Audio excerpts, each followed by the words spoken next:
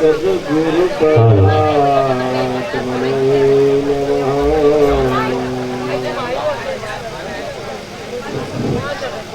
श्री सरस्वती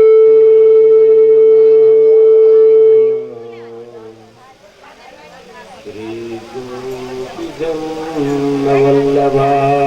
नमः।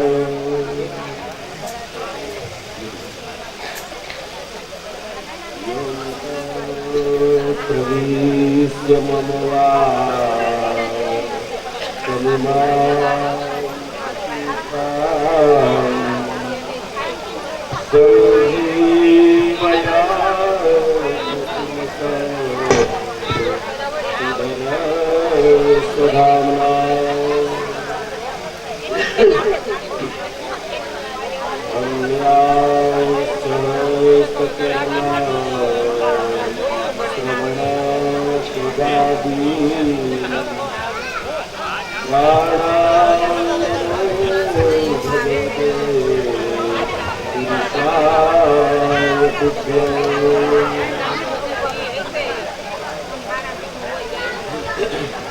महाविद्या महावाणी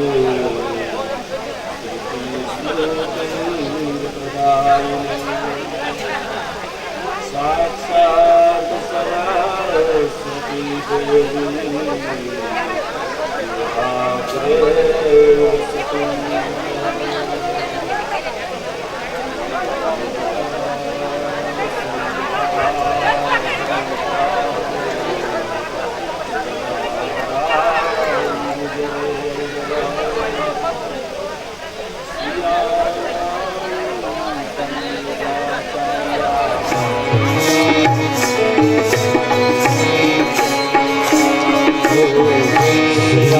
जय राम जय जय राम श्री राम जय राम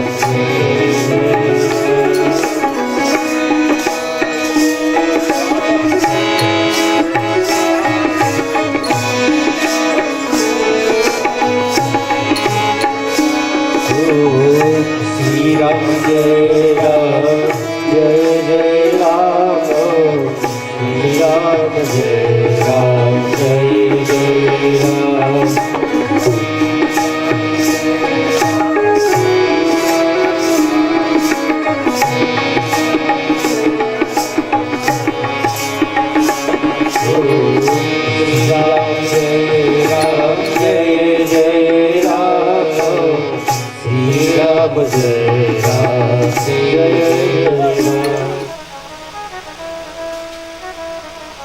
भगवान ब्रह्मा ने अत्रि ने प्रकट किया।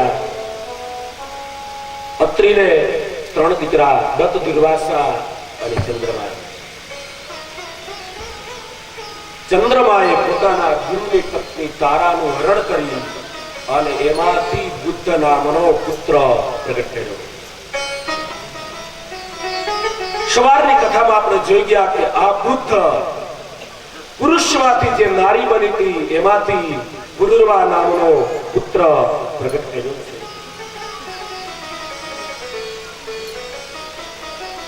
એમના વંશમાં વૃષપર્વા થયા છે। વૃષપર્વાની દીકરીનું નામ છે શર્મિષ્ઠા અને શુક્રાચાર્યની દીકરીનું નામ છે દેવ્યાની। રાજાની દીકરી અને બ્રાહ્મણની દીકરી બંને બેનપણીઓ છે।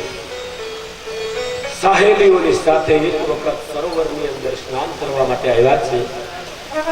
15-20 દીકરીઓ બધા સ્નાન કરી રહ્યા છે અને બધી દીકરીઓએ વસ્ત્ર કિનારા ઉપર મૂક્યા છે અને એમાં મહાદેવજી ત્યાંથી નીકળ્યા। ભગવાનને શિવજીને પસાર થતા જોઈ અને બધી દીકરીઓ વસ્ત્રો પરિધાન કર્યા। એમાં રાજાની દીકરી શર્મિષ્ઠાએ ભૂલમાં શુક્રાચાર્ય ગુરુની દીકરી દેવ્યાનીના વસ્ત્ર પહેરી લીધા। શિવજી તો જતા રહ્યા ત્યારે આ બ્રાહ્મણની દીકરી શુક્રાચાર્યની દીકરી ક્રોધી બહુ છે અને એટલા માટે તમે જુઓ એના જીવનમાં ક્યારેય શાંતિ નથી મળી। પરણીને ગઈ છતાંય શાંતિ નથી। રાજાની દીકરીને કહ્યું કે અરે શર્મિષ્ઠા, અમારા પવિત્ર વસ્ત્રો તે પરિધાન કર્યા, તને શરમ ન થઈ? ત્યારે રાજાની દીકરીમાં વિવેક છે. એને કહ્યું કે ભાઈ જાણી જોઈને નથી પહેર્યા. શિવજી નીકળ્યા, અચાનક કપડા પહેરી લીધા, એમાં તમારા કપડા આવી ગયા, ભૂલમાં પહેરાઈ ગયા છે. તેમ તેમ દેવ્યાની વધારે બોલતી ગઈ, પણ અતિ સર્વત્ર વર્જિત. કોઈ પણ વસ્તુનો અતિરેક એ વિનાશ કરે છે. અને એટલા માટે રામચરિતમાનસના અયોધ્યા કાંડની શરૂઆતમાં 6 વાત તુલસીજીએ સમજાવી છે. અતિ બોલવું નહીં, અતિ ચાલવું નહીં, અતિ ખાવું નહીં, અતિ પીવું નહીં, અતિ ઊંઘ ન કરવી અને અતિ વિષય ભોગ ન કરવી. આ 6 વાતની રામચરિતમાનસમાં અયોધ્યા કાંડની શરૂઆતમાં પ્રતિતિ થાય છે. જેમ જેમ દેવ્યાની બોલતા ગયા, શર્મિષ્ઠા રાજાની દીકરી હોવા છતાં ક્ષમા માંગે છે. પછી ગમે તો રાજ સત્તા છે. શર્મિષ્ઠાએ પોતાની બેનપણીઓને કહ્યું કે આ બ્રાહ્મણની દીકરી ક્યારની બોલ કરે છે, એને વસ્ત્ર રહિત કરી અને કુવામાં ફેંકી દો. સાહેલીઓ એને વસ્ત્ર રહિત કરી કુવામાં ફેંકી દીધા.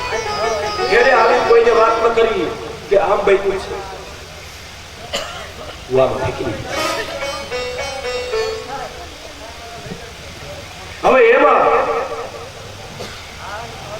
રાત્રિનો સમય થયો છે. ચંદ્રવંશી યયાતિ રાજા ત્યાંથી પસાર થયા છે. કુવાને કાંઠે કોઈના પગનો પગરવ સાંભળી અંદર પડેલી દેવ્યાની બ્રાહ્મણની દીકરી એને અવાજ કર્યો,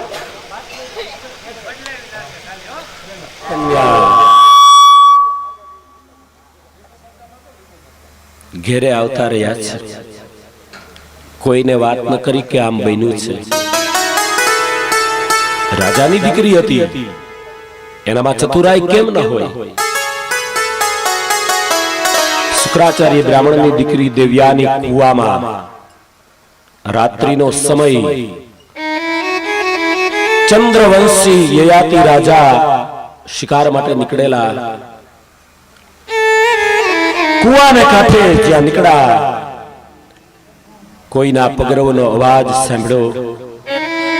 અંદર પડેલી દેવ્યાનીએ અવાજ કર્યો કે ભાઈ કુવાને કાંઠે કોણ જઈ રહ્યા છે?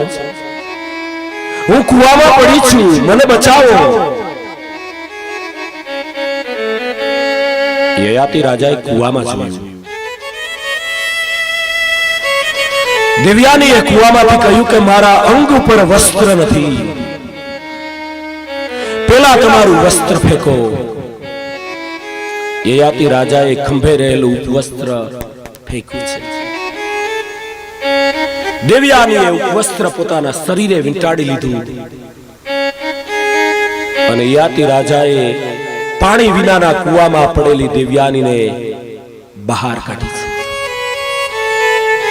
પણ બેનો ભાઈઓ, ભૂલમાં જમણો હાથ ચાલીને બહાર કાઢી છે.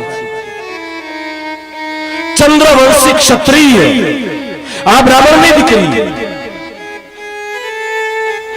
દેવ્યાની બહાર આવ્યા. યયાતિ રાજાને કહ્યું કે આપ બોલે.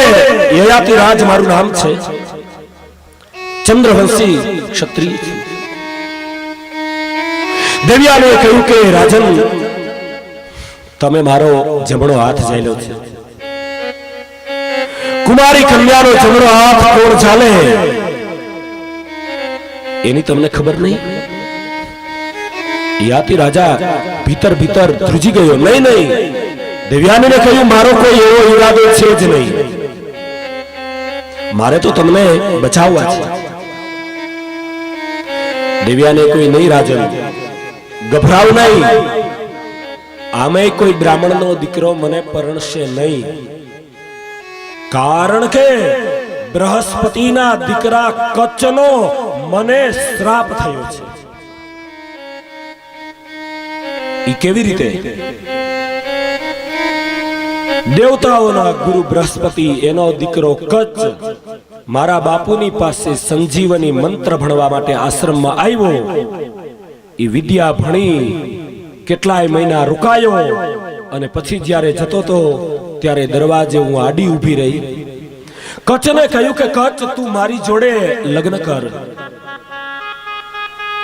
ત્યારે બૃહસ્પતિના દીકરા કચ્છે ના પાડી. મને કહ્યું કે બેન તું તો મારા ગુરુદેવની દીકરી છે, તારી સાથે લગ્ન ન કરાય. મેં એને કહ્યું કે હું તને શ્રાપ આપીશ. એને કહ્યું કે બેન તમે જે શ્રાપ આપો એ સ્વીકારીશ, બાકી તમારી જોડે લગ્ન નહીં કરું. તો મેં એને શ્રાપ આપ્યો કે સંજીવની વિદ્યા ભૂલી જાઓ. એણે મને સામો શ્રાપ આપ્યો કે બ્રાહ્મણનો કોઈ દીકરો તારી સાથે લગ્ન નહીં કરે. એટલે રાજવી, હું તમને નિમંત્રણ મોકલું ત્યારે તમે જાન જોડીને મને પરણવા માટે આવજો.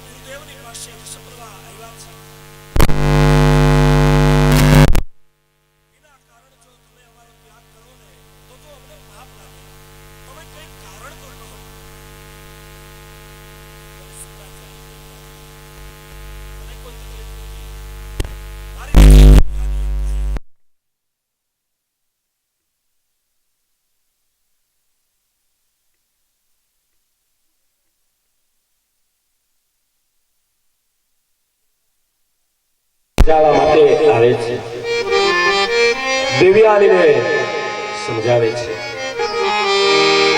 પણ તમે જુઓ આ દેવ્યાનીની ચતુરાઈ બહુ ચતુર છે. વૃષભના રાજાએ કહ્યું બે હાથ જોડીને કે બેન વિના કારણ તમે અમારો ત્યાગ કરીને ન જાઓ. દેવ્યાનીએ વૃષભના રાજાને કહ્યું રાજવી ભલે તમે આટલો બધો વિવેક બતાવો છો, પણ પૂછ્યું છે તમારી દીકરીને કે મારા ઉપર શું કર્યું છે? કુવામાં નાખી દીધી હતી, એ તો સારું થયું પાણી નહોતું, નહીતર મરી ગયું. હવે તમારા ગામની અંદર રોકાવ, પણ એક શરત. તમે જુઓ એની શરત, મારા લગ્ન જે જગ્યાએ થાય ત્યાં તમારી દીકરી રાજાની દીકરી હોવા છતાંય મારી દાસી બનીને આવે તો જ તમારા ગામની અંદર રોકાવો.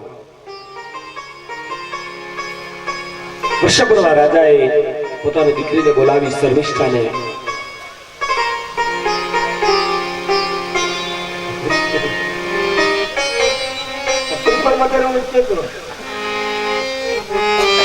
શર્મિષ્ઠા આવી છે. બાપુને કહ્યું બોલો બાપુ. ત્યારે રાજાએ કહ્યું દીકરી દેવ્યાની અને આપણા ગુરુદેવ આપણો ત્યાગ કરીને ન જાય એવો એક રસ્તો છે. એના માટે તારે બલિદાન આપવું પડશે. જ્યાં દેવ્યાનીના લગ્ન થાય ત્યાં તારે દાસી બનીને જવું પડશે. પણ તમે જોજો ઈ આ શરત કરી છે ને, ઈ શરત દેવયાનીને જ નડવાની છે. શર્મિષ્ઠાએ કહ્યું, બાપુ એમાં મને શું પૂછવાનું? મારા ક્યાંથી ભાગ્ય એવા કે બ્રાહ્મણની દીકરીની સેવા કરું? જાઓ. હા પાડી પાડી. એક રાજવીની દીકરી હોવા છતાંય બ્રાહ્મણની દીકરીની સેવા માટે તત્પર થઈ છે. અને પછી તો જે જગ્યાએ નિમંત્રણ પત્રિકા મોકલી છે, યયાતિ રાજાને ચંદ્રવંશી રાજા જાન લઈને આવ્યા. ધામે ધૂમે દેવયાનીના લગ્ન થયા. રાજાની દીકરી દાસીના રૂપમાં દેવયાનીની સાથે ગઈ છે. પહેલી ભૂલ એ કરી છે, ઝઘડો હવે થશે.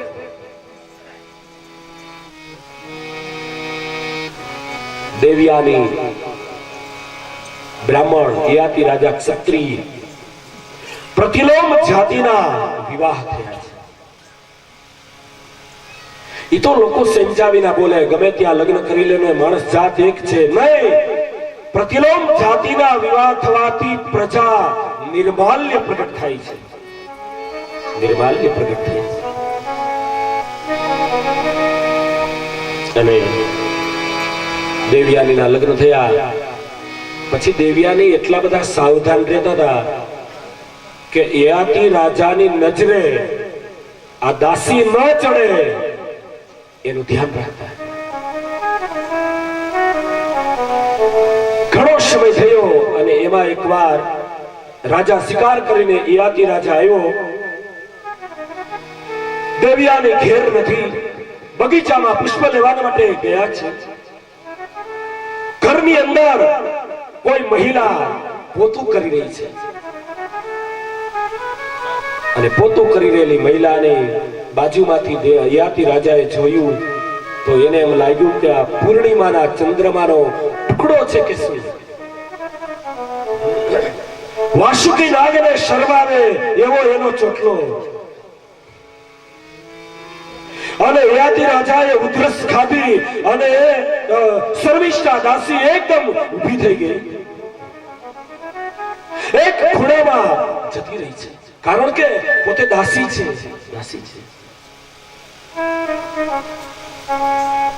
યયાતિ રાજાએ નજીક બોલાવી, તું છે કોણ? શર્મિષ્ઠાએ કહ્યું કે હું દેવયાનીની દાસી છું. યયાતિ રાજાએ કહ્યું, તું દાસી છે જ નહીં, કારણ કે મારું મન તારા તરફ આકર્ષિત થયું છે. અને આ યયાતિ રાજા એટલો પાપી નથી કે ગમે ત્યાં એનું મન ખેંચાય. તું ક્ષત્રિયની દીકરી જ છે, તો જ મારું મન તારા તરફ આકર્ષિત થયું હોય. સાચું બતાવ, તું છે કોણ? ત્યારે શર્મિષ્ઠાએ કહ્યું કે રાજવી, તમારી વાત સાચી છે. વૃષપર્વા રાજાની હું દીકરી છું અને અમારી એક શરતને કારણે રાજાની દીકરી હોવા છતાંય તમારા ઘરના સજવાળી પોતા હું કરું છું. એની ચતુરાઈ, એની બુદ્ધિ પ્રભા, એની આભા યયાતિ રાજા દાસી તરફ આકર્ષિત બન્યો છે. યયાતિ રાજા એના ઉપર મોહિત થયો. ઈ ખબર દેવયાનીને પડી. દેવયાની પિયર ચાલ્યા વળી આવ્યા. યયાતિ રાજા સમજાવીને દેવયાનીને પાછી લાવ્યા. દેવયાનીમાંથી યયાતિ રાજાને 2 દીકરા થયા અને દાસીમાંથી 3 દીકરા પ્રગટ થયા છે. યદુ અને પૂર્વશુ આ 2 દીકરા દેવયાનીમાંથી રાજાને થયા. દહ્યુ, અનુ અને પુરુ નામના 3 દીકરા દાસી શર્મિષ્ઠામાંથી થયા છે.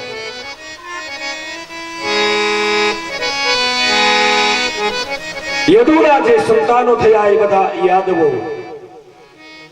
યદુ મહારાજની 32મી પેઢી કૃષ્ણ ભગવાન પ્રગટા છે. પુરુના જેટલા સંતાનો થયા એ બધા પૌરવો. અનુના જેટલા સંતાનો થયા બધા મ્લેચ્છ. તુર્વસુના સંતાન મ્લેચ્છ અને દહ્યુ અબ્રજ રહ્યો. હવે યદુ મહારાજનો વંશ કે જે યદુ મહારાજના વંશમાં સ્વયં પરમાત્મા પ્રગટવાના છે.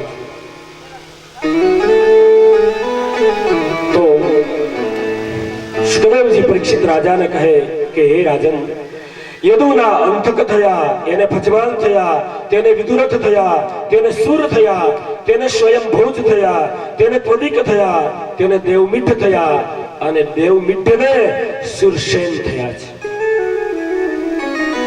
બરોબર. આ સુરસેનને 10 દીકરા થયા. વસુદેવ, દેવભાગ, દેવશ્રવા, આનક, સૃંજય, શ્યામક, કંક, સમિક, વત્સક અને વૃક. 10 દીકરા, 5 દીકરીઓ. એના નામ પૃથા એટલે કુંતાજી, શ્રુતદેવા, શ્રુતકીર્તિ, શ્રુતશ્રવા અને રાજાદી દેવી. આ 5 દીકરીઓ થઈ છે. તેમાંથી પૃથા એટલે કુંતા પાંડુરાજને પરણા, એમાંથી પાંડવો થયા.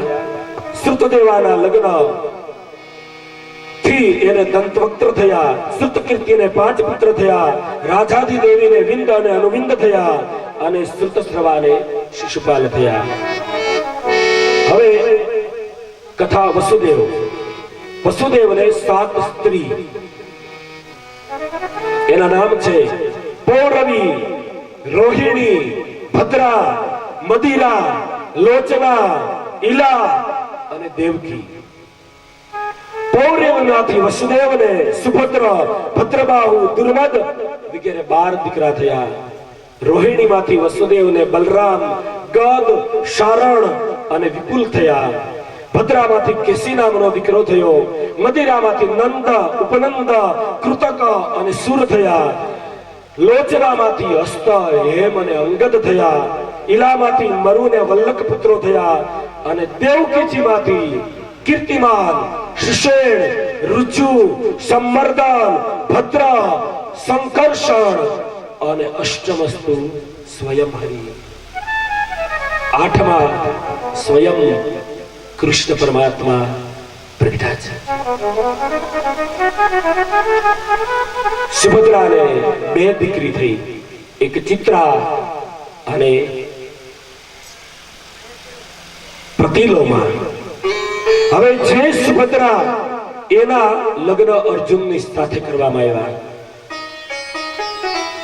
તો અહીંયા 9મ સ્કંદને વિરામ આપીએ અને હવે જોઈએ 10મો સ્કંદ. 9મું પુષ્પ ભગવાનના શરણે સાદર સમર્પિત કરી અને હવે આપણે કથા પ્રવેશ કરે છે 10મા સ્કંદમાં. વક્તા જ્યારથી કથા કરે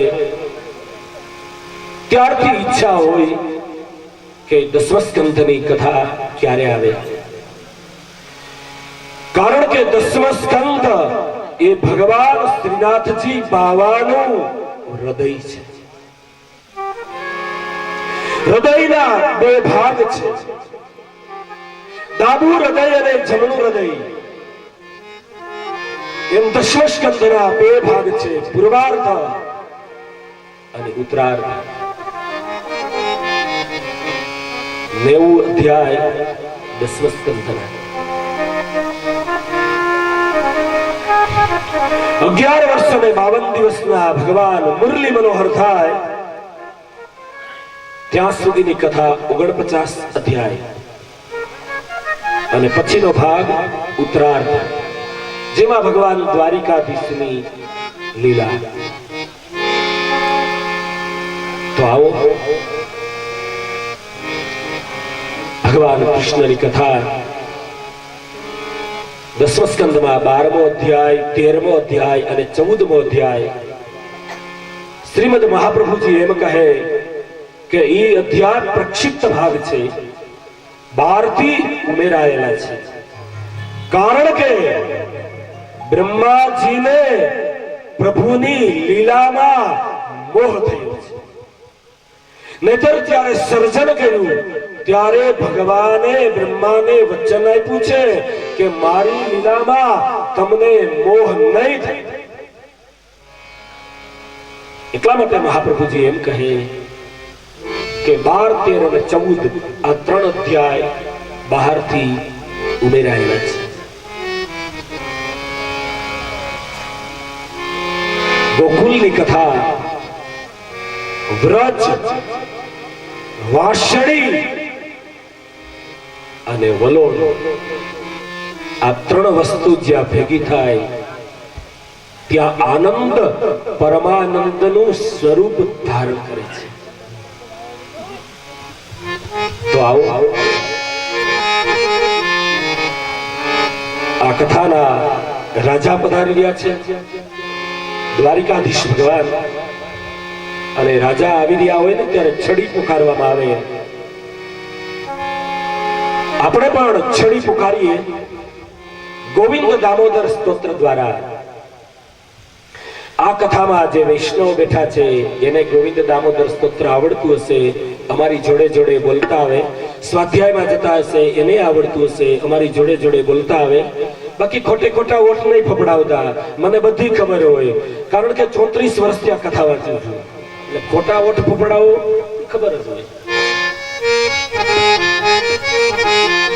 આવો ભગવાન દ્વારિકાધીશની છડી પુકારીએ. રવિંદે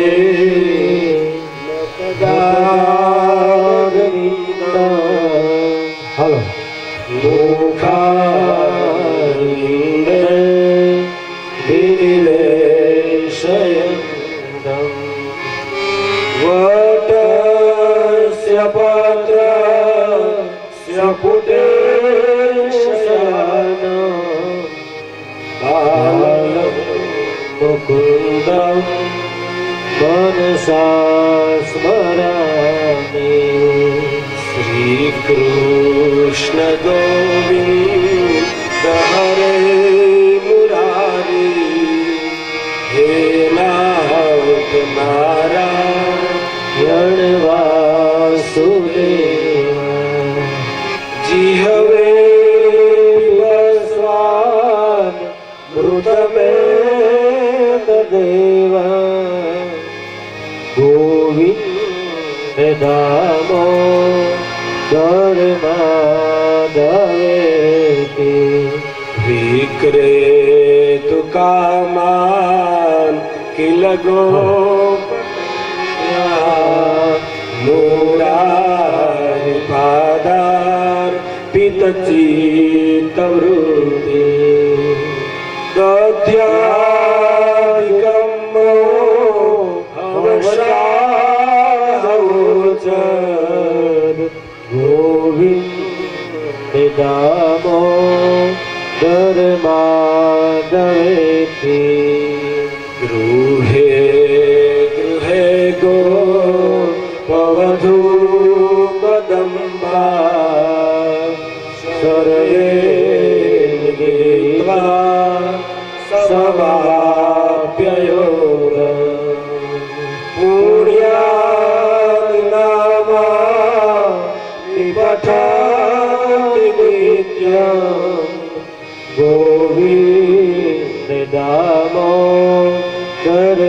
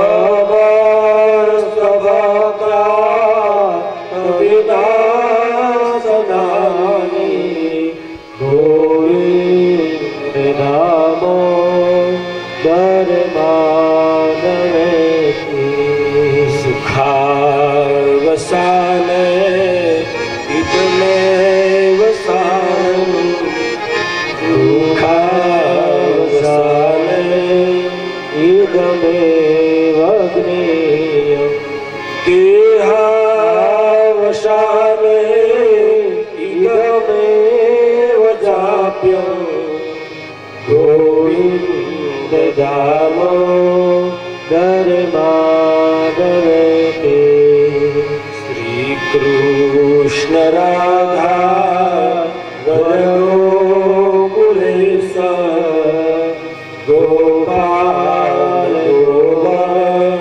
ધનનાથ વિષ્ણુ જી હવે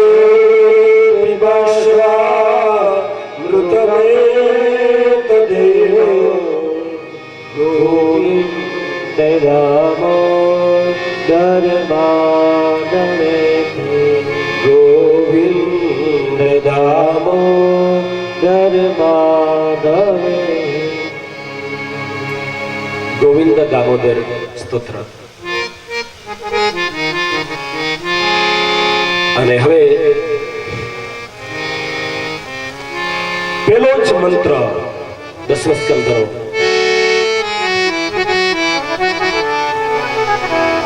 કથિતો વંશ વિસ્તારો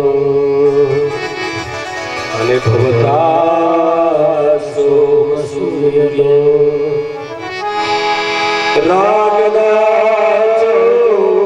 ભયવંશ્યાના ચરિતમ પરમાધુરમ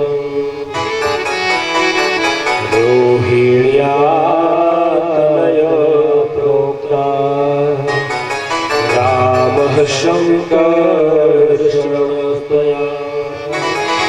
દેવ્યાગ્રભ સંબંધ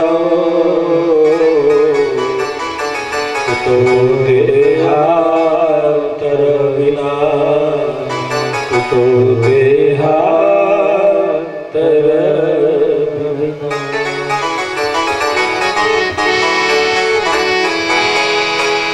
પરીક્ષિત મહારાજ સુખદેવજીને પૂછે છે, બાપજી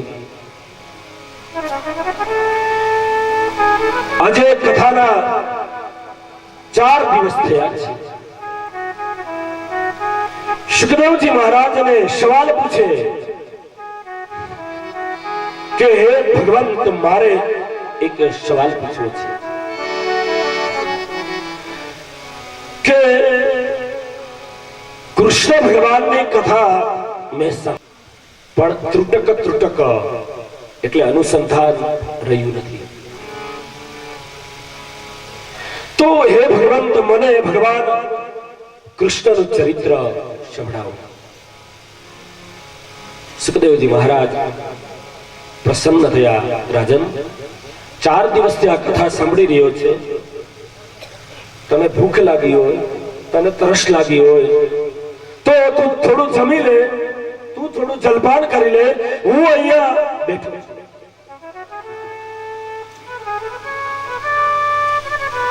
ત્યારે પરીક્ષિત મહારાજે સુખદેવજીને કહ્યું કે હે ભગવાન, કૃષ્ણ કથાના ગાન, પાન, સ્નાન અને શ્રવણ કરી રહ્યો હોઉં ત્યારે મને ભૂખ કે તરસ લાગતા નથી.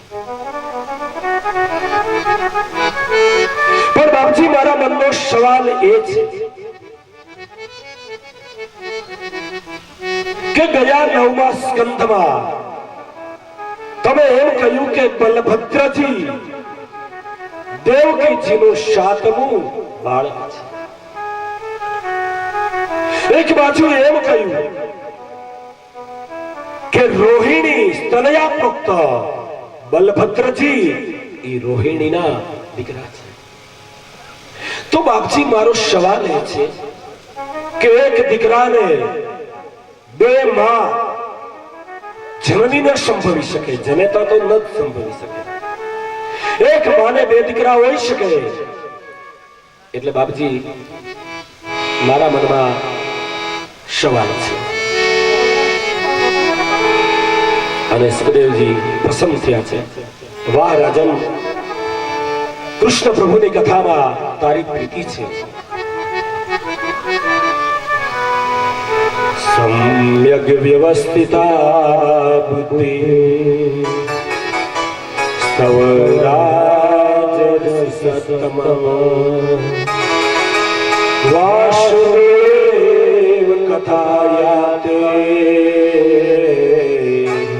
યજ્જાતાનેષ્ટિકોરતિ યજ્જાતાનેષ્ટિકોરતિ. રાજાને કહ્યું કે રાજન, તમારી બુદ્ધિ સમ્યક નિષ્ઠાવાળી બની છે. આજે 4 દિવસે રાજાને એમ કહ્યું કે રાજન, તમારી બુદ્ધિ સમ્યક નિષ્ઠાવાળી બની છે. જુઓ, રાજાને કહ્યું કે રાજન, ભગવાન કૃષ્ણની કથા 4 જણાને પવિત્ર કરે છે. 4 જણા. ઉતાવળા થતા નહીં. તમને એમ થાય કે આટલા બધા બેઠા છીએ, આમાંથી 4 ને જો પવિત્ર કરે તો અમારું શું કામ છે? પહેલી વસ્તુ, ભગવાન કૃષ્ણની કથા કરાવનાર પવિત્ર બને છે. બીજી વસ્તુ, ભગવાન કૃષ્ણની કથા ગાનાર પવિત્ર બને. ત્રીજી વસ્તુ, ભગવાન કૃષ્ણની કથાને સાંભળનાર પવિત્ર બને. અને ચોથી વસ્તુ, કૃષ્ણ કથામાં પ્રશ્ન પૂછનાર પવિત્ર બને છે. આ સંદર્ભમાં હું તમને છૂટ આપું છું કે કથાના સંદર્ભનો કોઈ પ્રશ્ન હોય તો તમે જરૂર પૂછજો, પણ કથાના સંદર્ભનો હોય તો બીજી ખબર ના હોય ભાઈ મને.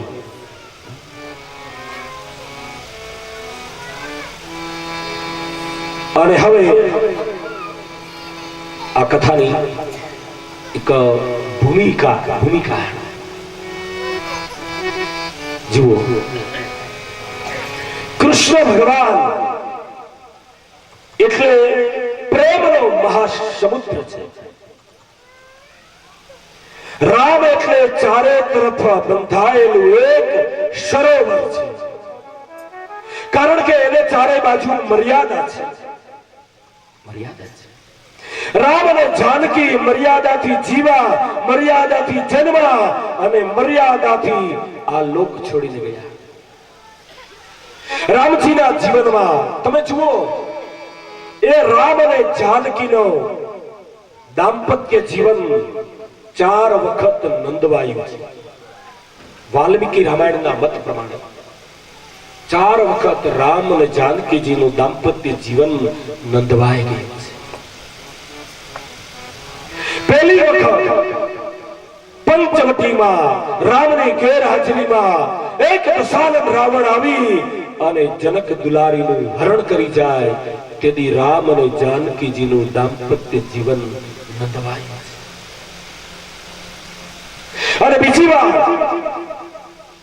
લંકાના સમર મેદાનમાં દશાનન રાવણને મારી નાખ્યા પછી ભગવાન રામ જાનકીજીને એમ કહે કે તમારી પવિત્રતાની પરીક્ષા આપો. તેથી જાનકીજીનું દાંપત્ય નંદવાયું હતું, કારણ કે જે પતિના પગલે પગલે ચાલનારી નારી અને 18 પગમાં રીંછવાનરની સેનાની વચારે રામ એમ કહે કે તમારે સત્યતાની સાબિતી આપવી પડશે. અરે વૈદેહી જેવી વૈદેહીની પાસે સાબિતી માંગે, એનું દાંપત્ય જીવન નંદવાયું છે. ત્રીજી વાર સગર્ભા અવસ્થા વાળી જાનકીજીને કયા વિના, એની ખબર વિના લક્ષ્મણજીને એમ કહે કે સામે કિનારે એને છોડી આવો. પછી શું થાય એની પરવા નથી. હિંસક પ્રાણી એને મારી નાખે તોય ભલે, ઈ જીવે તોય ભલે. તેથી વાલ્મીકીજીની દ્રષ્ટિએ સીતા અને રામનું દાંપત્ય નંદવાયું. અને છેલ્લી વાર જાનકી સહન ન કરી શકા. લવકુશે રામકથા ગાઈ જાનકીજીને સભામાં બોલાવવામાં આવ્યા. અરે જે સભામાં વશિષ્ઠ એમ કહે કે જાનકી દીકરી પવિત્ર છે, અને લવ ને કુશ રાઘવ એ તમારા માત્ર છે. અને તેથી રામ એમ બોલ્યા કે એની સાબિતી પવિત્રતાની આપવી જ પડે. તેથી ધરતીની દીકરીથી સહન ન થયું અને માં ધરતી ફાટી, જેમાંથી જાનકી પ્રગટા એમાં જાનકીજી સમાઈ. કારણ કે રામજીના જીવનમાં 4 મર્યાદા છે, 4 મર્યાદા. અને એટલા માટે રામજીનું જીવન એ સરોવર છે, સરોવર. એને ચારે બાજુ ઘાટ બાંધેલા છે. કઈક મર્યાદા છે, કઈક સમાજની મર્યાદા, કઈ રાજ્યની મર્યાદા, કઈ કુલની મર્યાદા. પણ એની સામે તમે કૃષ્ણ મૂકો, કૃષ્ણ એટલે ઘૂઘવતો સમુદ્ર. મામો આડા આવે તો એને મારી નાખવાના, માસી આડી આવે તો એને મારી નાખવાના.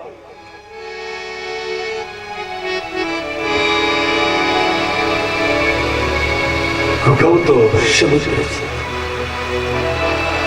જુઓ,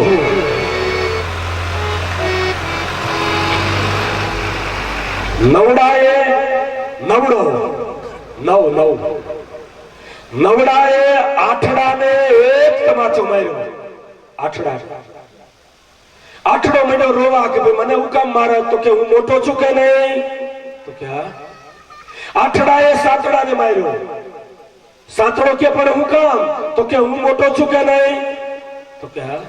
સાતડાએ ઝઘડાએ પાંચડાએ ચોગડાને તગડાને, પણ તમે મારો છો શું કામ, તો કે ઉપરથી હેલું આવે છે. અને બગડાએ એક તમાચો એકડાને માર્યો. જાણો, એકડાને માર્યો.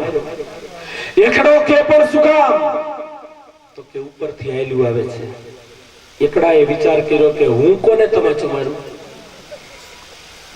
એકડાએ આમ નીચે જોયું તો નાનું એવું શૂન્ય, એ શૂન્ય ધ્રુજતું હતું, આખું શૂન્ય આમ ધ્રુજી રહ્યું હતું. એકડાએ વિચાર કર્યો કે અરે રે, આ બિચારાને તમાચો મારીશ તો એ મરી જશે. એને બદલે શૂન્યને ઉપાડી અને હૈયા સાથે દબાવ્યું તો થઈ ગયું એકડે મીંડે 9 કરતા વધી ગયા. બસ કૃષ્ણ એ જ છે. કૃષ્ણ એ પ્રેમ આપ્યો છે.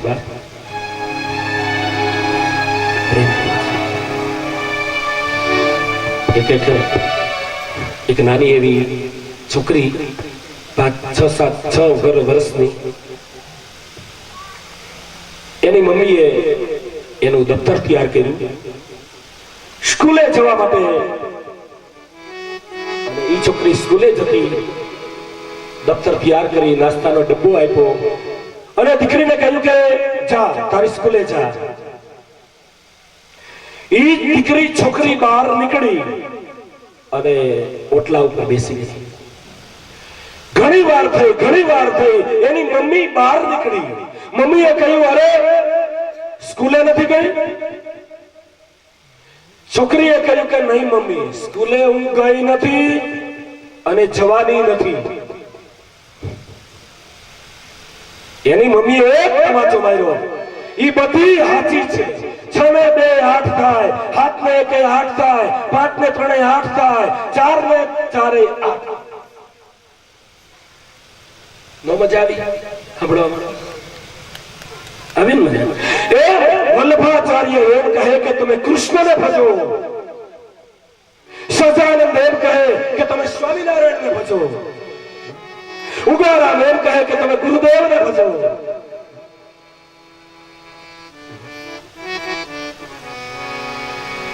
ઈ બધાને જ ખબર છે કે 6 ને 2 8 જ થાય, 7 ને 8 જ થાય, પણ આપણે આવો ઝઘડો કરવામાં પડ્યા છે. 8 તો થાય. ધરતીના ઉપર જ્યારે પાપનો ભાર વધે છે ત્યારે પરમાત્મા અવતરિત થાય છે. આવડા બધા ગોકુળમાંથી આવ્યા, હજી વાર છે ને, કેવો હજી વાર છે. 5 વાગ્યા પહેલા નહીં આવતા કઈ. ધરતીના ઉપર જ્યારે પાપનો ભાર વધે ત્યારે પરમાત્મા અવતાર ધારણ કરે છે. અને એક બીજી વાત, ભગવાન ભારત દેશમાં જ અવતાર ધારણ કરે છે. કોઈ દી ભગવાને કેનેડામાં અવતાર ન લીધો, ઓસ્ટ્રેલિયામાં ભગવાને અવતાર ન લીધો, ભારતમાં અવતાર લે છે.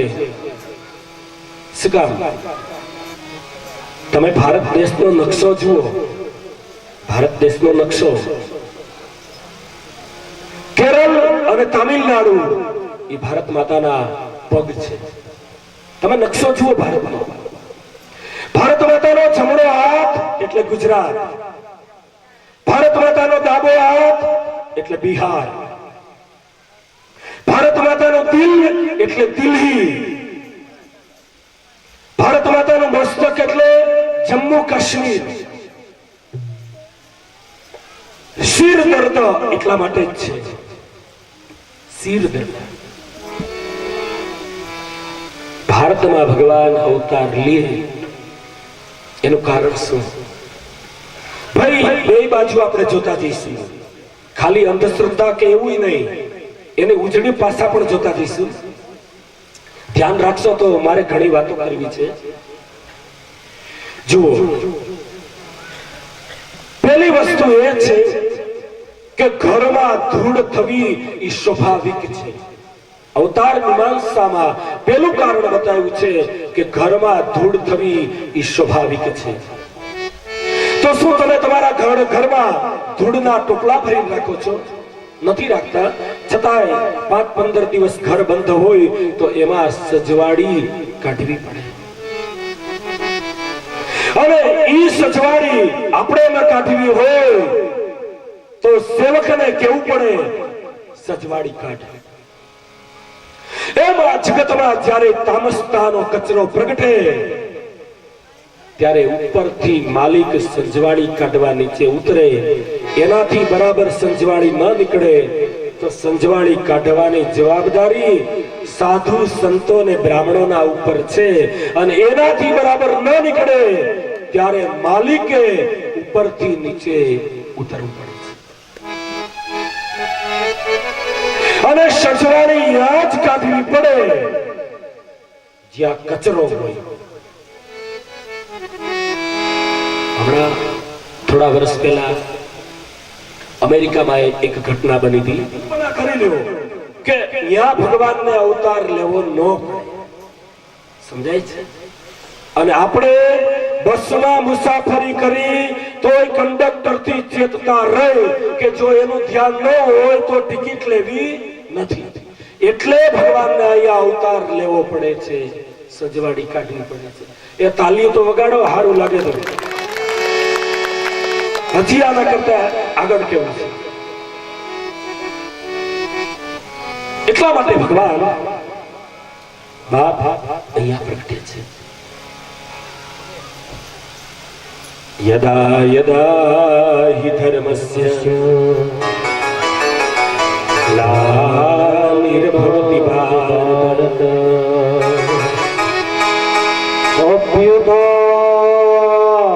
અભ્યુદાન ધર્મસ્ય તદાત્માનં સૃજામ્યહં. હવે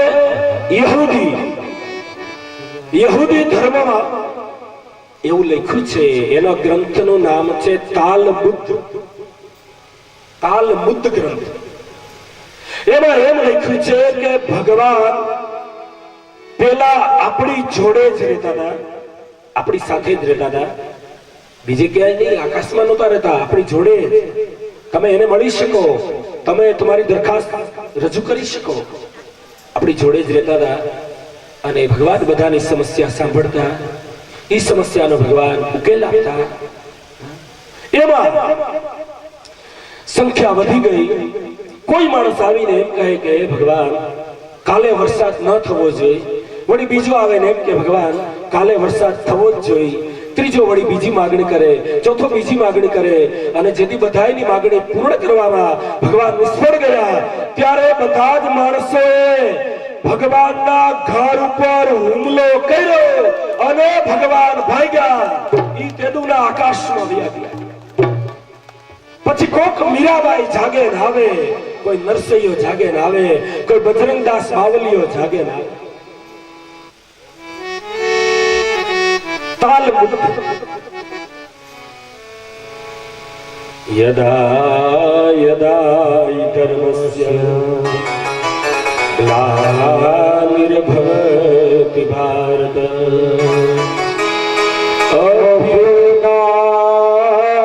અધર્મસ્ય તદાત્માનં સૃજા. હવે એક ત્રીજી ઘટના કહું, વળી તો બેસ્ટ છે, બેસ્ટ સત્ય ઘટના. હમણાં આપણા દેશના એક સ્વામી લંડન ગયા હતા અને પોતાના સેવકને ત્યાં 12 દિવસ રોકાયા. 11મે દિવસે એના સેવકે સ્વામીજીને કહ્યું કે સ્વામીજી, આવતીકાલે તો તમારી ફ્લાઇટ છે એટલે તમે જવાના છો. હવે અહીંયા આપણે બિગ બજારમાં જઈએ, તમારે જે ખરીદ કરવું હોય તે ખરીદી કરી લો, પછી તમે ઇન્ડિયાથી ક્યારે અહીંયા આવો એ નક્કી નહીં, એટલે આપણે બંને ખરીદી કરી આવીએ. પૈસાની ચિંતા ન કરતા, મારી પાસે ચેકબુક છે. એટલે સ્વામીજી અને એનો સેવક બે ગાડી લઈને આવ્યા. બિગ બજારની બહાર થોડી જગ્યા હતી, ત્યાં ગાડીને પાર્ક કરી અને સ્વામીજી અને સેવક બે બિગ બજારની અંદર ગયા, બધી ખરીદી કરી અને 1.5 કલાકે બહાર આવ્યા. પણ જ્યાં બહાર આવ્યા તો કોઈ માણસે પાર્ક કરેલી ગાડીની સાથે પોતાની ગાડી ભટકાડી હતી અને આ સ્વામી જે ગાડીમાં આવ્યા હતા એ ગાડીનું પડીકું ઉડી ગયું. ઓહો, ઉપર એક કાગળ ચોંટાડ્યો હતો અને કાગળમાં લખ્યું હતું કે આજ સવારે મારાથી ડ્રિંક્સ વધારે લેવાઈ ગયું છે, એટલે મારે ડ્રાઇવિંગ ઉપર મારો કંટ્રોલ રહ્યો નથી અને મારી ગાડી તમારી ગાડીની સાથે અથડાઈ ગઈ છે. નીચે મારા મોબાઈલ નંબર આપ્યા છે, તમે તમારી ગાડી ગેરેજમાં મૂકી આવજો અને આ મોબાઈલ કેટલો ખર્ચો થયો છે એ મને ફોન કરીને જણાવજો, હું તમને પૈસા આપી દઈશ. અરે સ્વામીજીએ કહ્યું, આ માણસ પૈસા આપશે? પેલો માણસ કહે, હા જરૂર આપશે, જરૂર. અમારા દેશમાં દગો નથી અને એટલે તો એને મોબાઈલ નંબર આપ્યા છે. ત્યાં તો સ્વામીજીની આંખમાં આહુડા આવી ગયા. તમારા લંડનમાં દારૂ પીને ખોટું નથી બોલતા, આવો અમારા ભારતમાં ગંગા જળ પી પીને પાપ કરે છે. ગંગા જળ ત્યાં ભગવાનને અવતાર ન લેવો પડે બાપ, અહીંયા જ લેવો પડે અવતાર. હવે આપણી કથા મથુરામાં જાય, કારણ કે હજી ઘણી વાતો છે.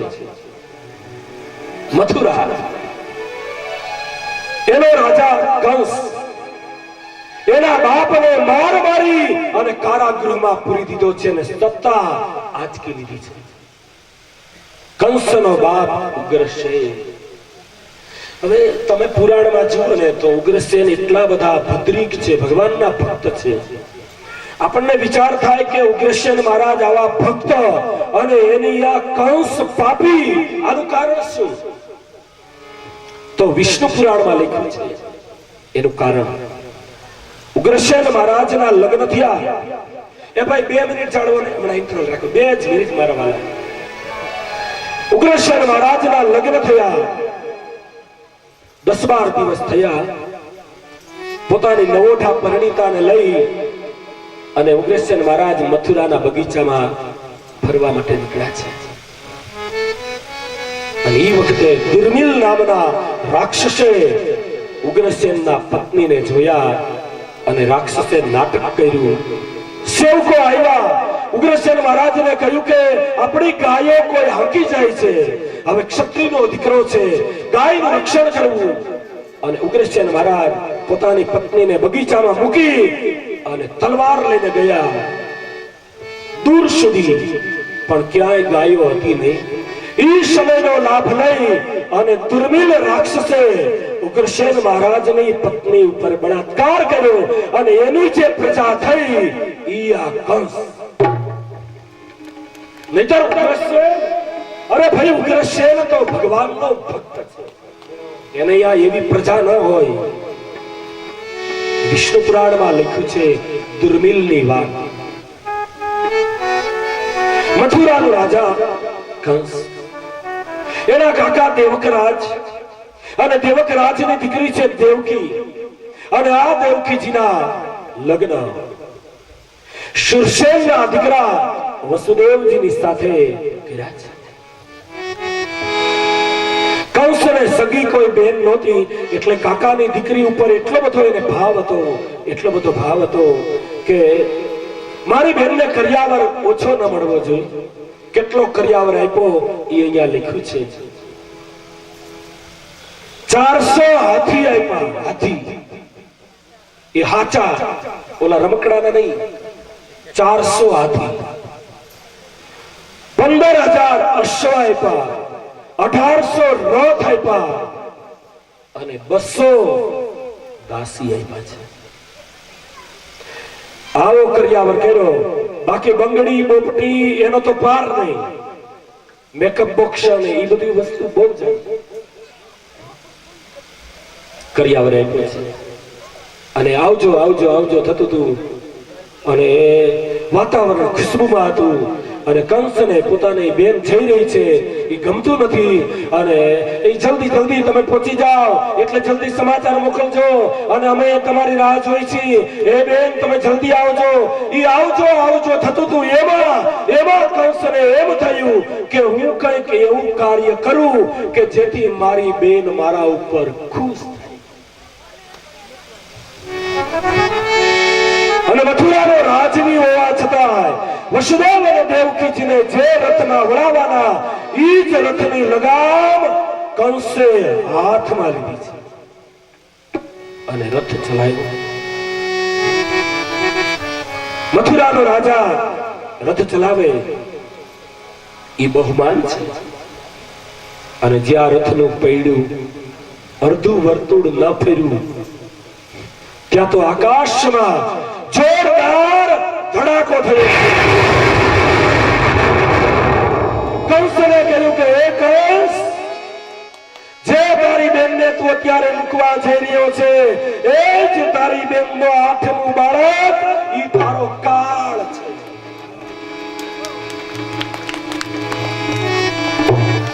અને ઈ આકાશવાણી જ્યાં સાંભળી કંસે કૂદકો મારી રથમાંથી ઉતરી ગયો, મ્યાનમાંથી તલવારને દૂર કરી અને બેનને ચોટલો ઝાલીને મારવા તૈયાર થયો. મૃત્યુનો ભય કેટલો છે. વસુદેવે કહ્યું કે ભાઈ 8મું બાળક તારો કાળ હશે, આ લગ્નનો પ્રસંગ છે, આમાં જો તું તારી બેનને મારી નાખી તો જગતના લોકો તને કાયર પુરુષ કહેશે. એક કામ કર, હવે અમારે જે જે સંતાનો થશે એ અમે બધા તને આપતા જઈશું. વસુદેવ અને દેવકીજીને કંસે કારાગૃહમાં પીર્યા છે. પહેલી ભૂલ કંસે એ કરી કે બેયને કારાગૃહમાં પીર્યા. કઈક મને એમ થાય કે આપણા જેવાને પૂછ્યું હોત ને તો હું તો એમ કહેત કે દેવકીજીને પિયરમાં બોલાવી લ્યો અને વસુદેવને દેશ નિકાલ કરી દો. પણ હવે મને કઈ પૂછ્યું નથી. બેયને કારાગૃહમાં પીર્યા છે. બંને કારાગૃહ તસ્યામ અષ્ટમો ગર્ભ ત્વામ હનિશ્ચતિ. 8મું બાળક કાળ. હવે એક સવાલ આપણને એ ઉઠે કે ભાઈ મારવાના હતા તો મારવાના, એમાં આકાશવાણીને શું કામ કહેવું જોઈએ? કીધું એટલે આ બેને જેલમાં જવું પડ્યું નહીં, નહીતર મારી નાખવાના તમારી. પણ આધ્યાત્મિક દ્રષ્ટિએ તમે જુઓ તો આકાશવાણીએ જાગૃતિ આપી છે અને જાગૃત કરવા જ પડે. રથ એટલે આપણું માનવ શરીર છે. કંસ એટલે અભિમાન.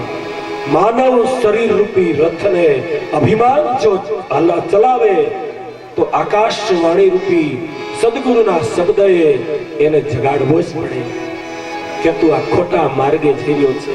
તારે જે માર્ગે જવાનું છે ત્યાં તો જળહળ જ્યોત છે અને ઈ જ્યોત આત્મ જ્યોત છે.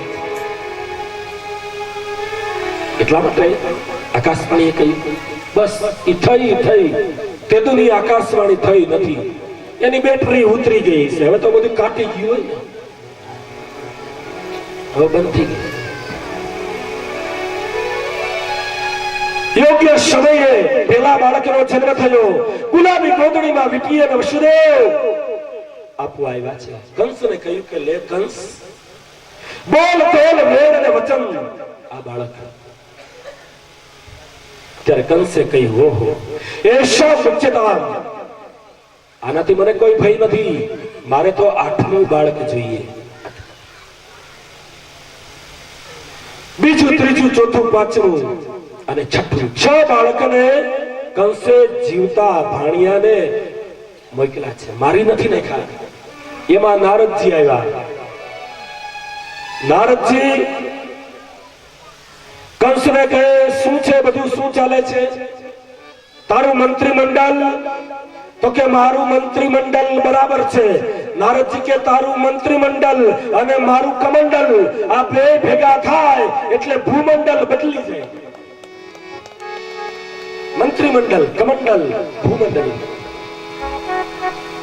વસુદેવ દેવકીજીને બાળક બોલે થયા કેટલા? બોલે 6. મારી નાખ્યા? તો કે નહીં.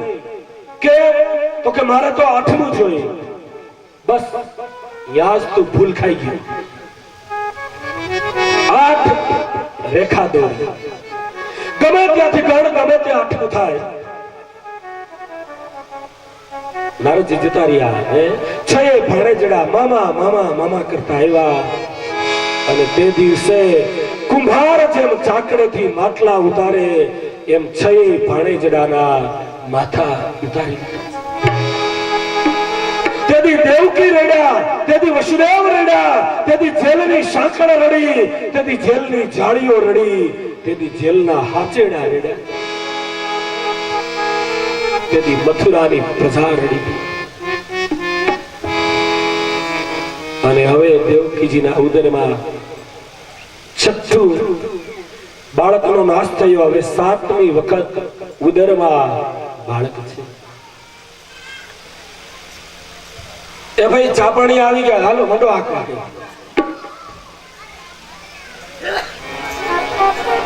દેવકીજીના ઉદરમાં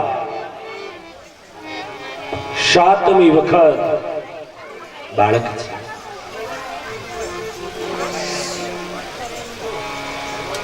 ગયા જન્મની અંદર ભગવાન મોટા ભાઈ બન્યા હતા, શેષનાગ નાના ભાઈ બન્યા હતા.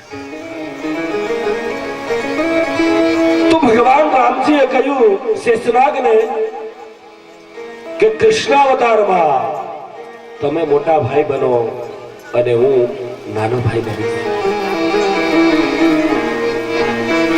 દેવકીજીના ઉદરમાં અનંત શેષનાગે પોતાનું તેજ પધરાવ્યું છે. 7 મહિનાનો ગર્ભ ભગવાને યોગ માયાને આજ્ઞા કરી દેવકીજીના ઉદરમાંથી 7 માસનું બાળક ખેંચી બ્રજના નંદ બાબાને ત્યાં વસુદેવજીના જે પત્ની રોહિણી એના ઉદરમાં સ્થાપિત કરો. બહુ મગજમાં ઉતરેવી આ વાત નથી. જુઓ, પહેલી વસ્તુ એ છે કે ભાઈ રોહિણી વસુદેવજીના પત્ની તો નંદ બાબાને ત્યાં શું કામ રહેતા હતા? કંસ જ્યારે આકાશવાણી સાંભળી અને મારો મારો કાપો કાપો થતું હતું, એમાં નંદ બાબા પણ હતા.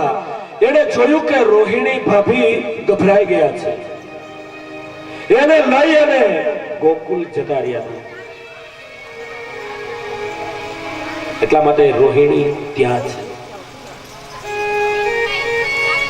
વાત બીજી, દેવકીજીના ઉદરમાંથી 7 માસનું બાળક ખેંચી એ તો બરાબર છે, પણ ગર્ભધારણ કરી શકે એવી ભૂમિકામાં ન હોય અને સીધે સીધું રોહિણીના ઉદરમાં બાળક પ્રવેશાવી શકાતું નથી, વિજ્ઞાન ના પાડે છે.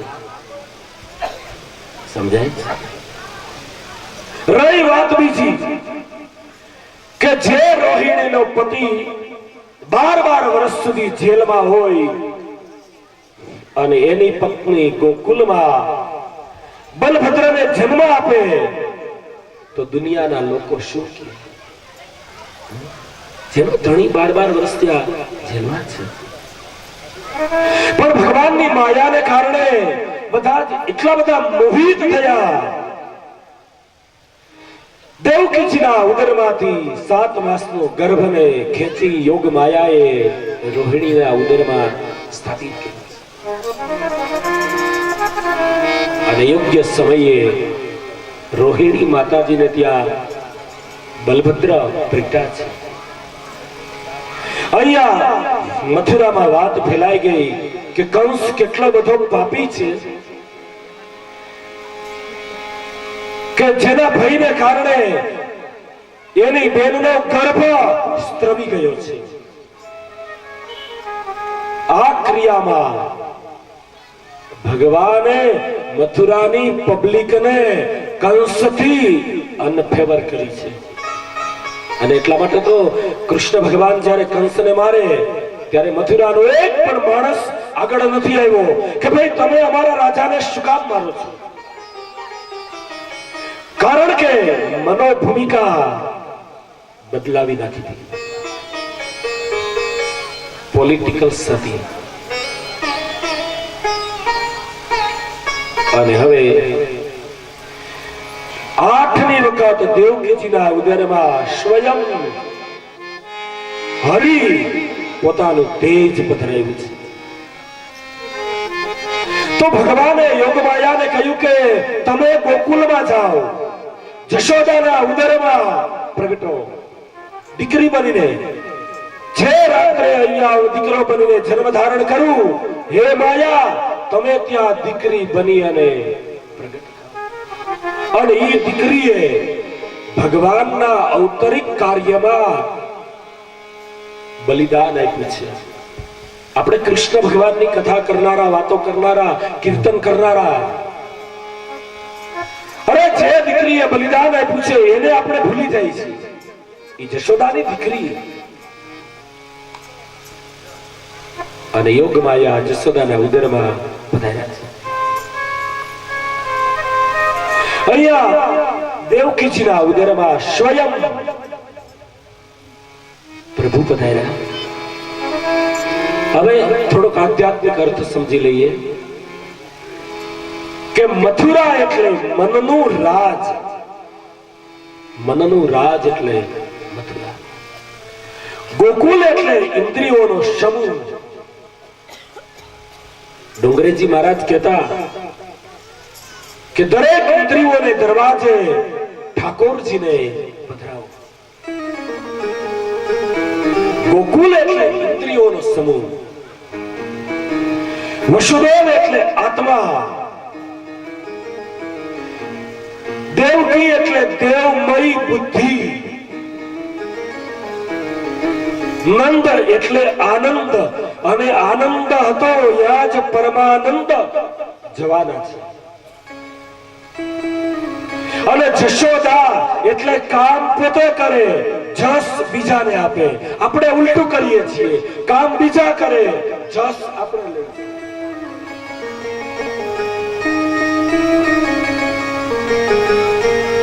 ગોપી એ કોઈ સ્ત્રી નથી બેનો ભાઈઓ. ગોપી એ કોઈ પુરુષ નથી. ગોપી તો હૃદયનો વિશુદ્ધ ભાવ છે. સ્વહૃદયે ગોપાયતે કૃષ્ણમ ઇતિ ગોપી. પોતાના હૃદયમાં કૃષ્ણને છુપાવે એનું નામ ગોપી ભાવ છે. ઘોઘાવતરના દાસી જીવનને ગોપી ભાવ હતો. પુરુષ હોવા છતાંય સખી ભાવમાં એને ભક્તિ કરી હતી. અને સાબિત થાય છે કે ગોપી ભાવ એ કોઈ સ્ત્રી નથી, ગોપી ભાવ પુરુષ નથી. હૃદયની વિશુદ્ધ ચેતના. અને કૃષ્ણ એટલે બધાનું જ આકર્ષણ કરે. કૃષ્ણ કાળા નથી, ઘનશ્યામ છે. ભાઈ ઘનશ્યામ કોને કહેવાય? કાળો કલર, લાલ કલર અને સફેદ કલર એ ત્રણેયને મિક્સ કરો અને જે કલરનો નિખાર આવે એ ઘનશ્યામ. કારણ કે વિષ્ણુ ભગવાન શ્યામ છે, શિવજી ગોર છે, બ્રહ્માજી લાલ છે. એ ત્રણેયનું સંમિશ્રણ એટલે ઘનશ્યામ.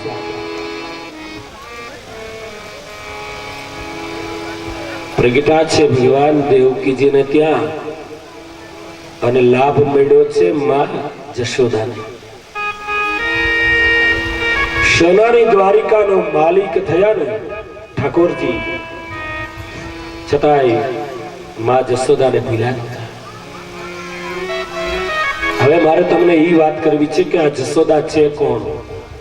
ગિરી ભાનુની દીકરી છે, ગિરી ભાણની. નંદ અને જશોદા એનો આગલો જન્મ પુરાણોમાં છે.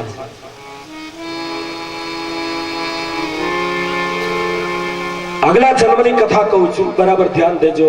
શબ્દ ચિત્ર તમારી સામે રજૂ કરું છું કે અગાઢ જંગલ છે અને એ જંગલમાં એક ઘાસની પર્ણકુટિયા છે અને ઘાસની પર્ણકુટિયામાં દ્રોણ નામનો એક બ્રાહ્મણ અને ધરા નામની બ્રાહ્મણ પત્ની, આ બંને ઝૂંપડીમાં રહે છે. નાનપણથી આ લોકોના બાળ લગ્ન થયા છે. જ્યારથી લગ્ન થયા ત્યારથી ધરા આ ઝૂંપડી છોડી અને ક્યાંય ગઈ નથી. અને દ્રોણ બ્રાહ્મણ આજુબાજુના ગામમાંથી ભિક્ષા માગ્યા આવી અને બે માણસ એમાં એનું પોષણ થાય છે. અને યોગ્ય સમયે એકવાર એમણે ત્યાં એક બાળક અવતર્યું, પણ ઈ બાળક મરેલું અવતર્યું. મરેલું બાળક. બસ દ્રોણે ધરાએ નિર્ણય કર્યો કે હવે આજુબાજુના આશ્રમોના બાળકોની સેવા કરવી. આવો નિર્ણય કર્યો. શિવ અને ગાયત્રીની સાધના કરનાર દ્રોણ બ્રાહ્મણ, એની પત્ની ધરા કેટલાય વર્ષો થયા આ જંગલમાંથી બહાર નથી નીકળી. એમાં એક ઘટના બને છે. ખંભા ઉપર કાવડ લઈ અને એક બ્રાહ્મણનો દીકરો પોતાના મા બાપને જાત્રા કરાવવા માટે નીકળ્યો છે. કાવડના એક પલ્લામાં માં, એક પલ્લામાં બાપ છે અને જંગલની આ કેડી આવ્યો. બપોરનો સમય થયો છે. બ્રાહ્મણની પર્ણકુટિયા જોઈ અને એણે અવાજ કર્યો કે ભાઈ આ આશ્રમ બ્રાહ્મણનો છે. ધરા એકદમ બહાર આવી છે. દ્રોણ ભિક્ષા લેવા માટે ગયો છે. ધરાએ કહ્યું કે હા, આ આશ્રમ બ્રાહ્મણનો છે અને આ આશ્રમમાં હું તમારું સ્વાગત કરું છું. આવનાર યુવાને કહ્યું ખાલી સ્વાગતમાં નહીં ચાલે, મારા મા ને બાપ ભૂખ્યા છે, એને કંઈક ખાવાનું.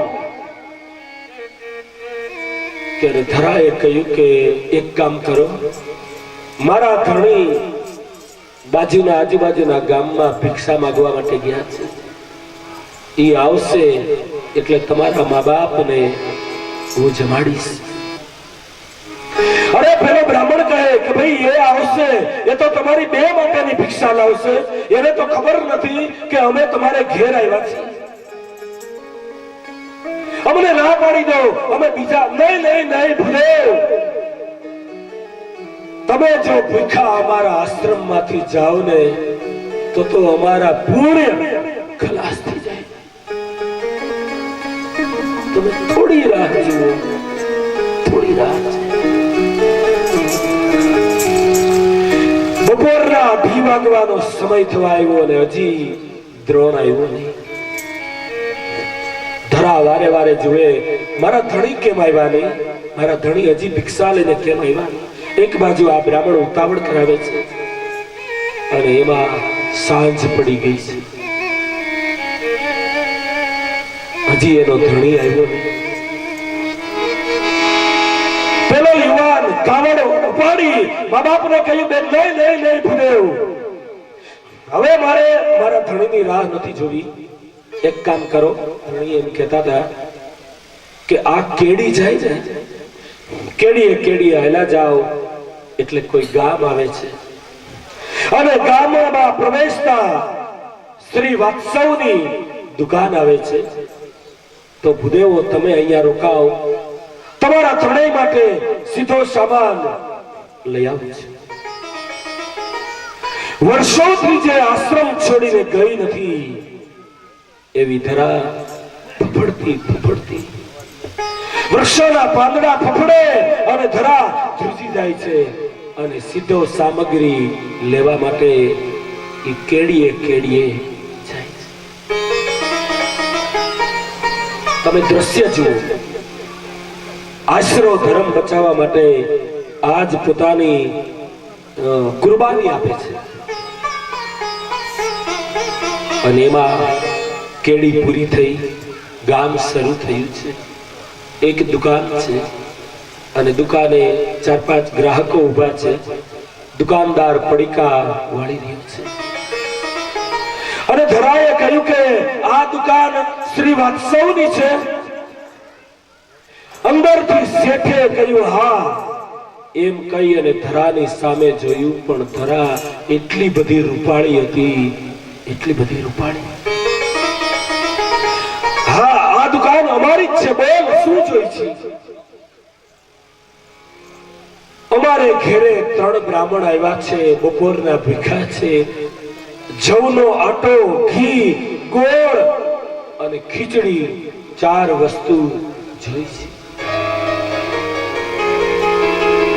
પેલો શેઠ કહે પૈસા. ધરા ધ્રુજી ગઈ. શેઠને કે એમાં પૈસા જોઈ? શેઠ કે પૈસા વગર આપીએ તો ઘર જાય વસરી લે. ધરાએ કહ્યું શેઠ મને ખબર નથી કે આમાં પૈસા છે. યુવતીની સામે જોઈને શેઠના આંખોમાં વિકારના કીડા સળવડવા માંડ્યા છે. યુવતીને કહ્યું એક કામ કર, થોભી જા, હમણાં 4-5 ગ્રાહકોને આપી અને પછી તને આપું છું. એ 4-5 ગ્રાહકોને વિદાય કર્યા. હવે એ રૂપાળી યુવતીને દુકાનમાં બોલાવી છે. બોલ શું જોઈ છે? બોલે જવનો આટો, ગોળ, ઘી. તારે ઘરે મહેમાન છે ને? બોલે તારો ધણી? બોલે મારા ધણી દ્રોણ આ ગામમાં ભિક્ષા માંગવા આવે છે. એણે જ મને કહ્યું હતું કે આ કેડી જાય, ગામ શરૂ થાય છે, ત્યાં એક દુકાન આવે છે, એ દુકાન શ્રી વાત્સવની છે. તારી પાસે પૈસા નથી? બોલે નહીં, પૈસા નથી અને મને એ ખબર નથી કે આ વસ્તુ લઈ અને પૈસા આપવા પડે. કઈ વાંધો નહીં, તું ભગવાનમાં માને છે? અરે બોલે હું તો ભગવાનમાં કેમ ન માનું? તો એક કામ કર,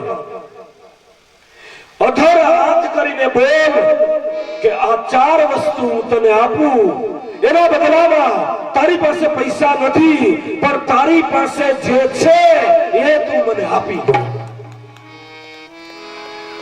ભોળી બ્રાહ્મણી એને ખબર નથી. એને હાથ દર કરીને કહ્યું, ભોળિયાનાથની સાક્ષીએ હું મારી પાસે જે છે પડીકા બાંધી દીધા. છરીથી ગોળની ભીલીને કાપી ચોકીમાં મૂકી દીધા પડીકા. બોલ આ તારા પડીકા. હવે તારી પાસે જે વસ્તુ છે આપ આમ કહી અને ધરાના વક્ષસ્થળ સામે જ્યાં નજર કરી અને ધરા સમજી ગયો. હવે એને ખ્યાલ આવી ગયો કે આ શેઠના મનમાં પાપ છે. એક હાથે એને બધા પડીકા લીધા, એક હાથે પડીકા નીચે મૂક્યા અને ગોળ કાપવાની છરી લીધી અને પોતાની છાતીના બે વક્ષસ્થળ કાપી અને શેઠના મોઢા ઉપર ઘા કરી. ગીધડા તારી દ્રષ્ટિ માંસના લોચામાં છે.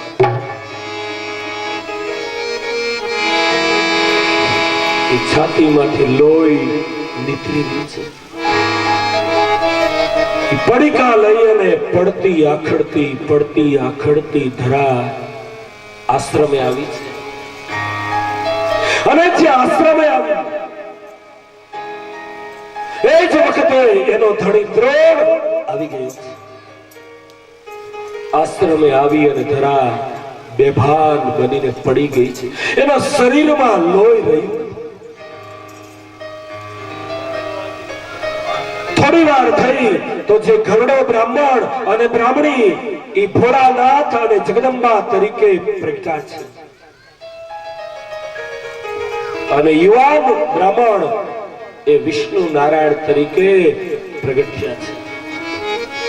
ધરાને જીવતી કરીને કહ્યું, ધરા આ તો તારી પરીક્ષા કરી હતી અમે, પણ યાદ રાખ વિષ્ણુ ભગવાને કહ્યું કે ધરા મારા નામ ઉપર તે તારા વક્ષસ્થળનો ત્યાગ કર્યો છે તો જા હું તને વચન આપું છું કે આવતા મારા કૃષ્ણ અવતારમાં ભલે તારે પેટે જન્મ નહીં લઉં પણ તારું દૂધ પીને હું મોટો થઈશ અને દુનિયાના લોકો મને જશોદાનો લાભ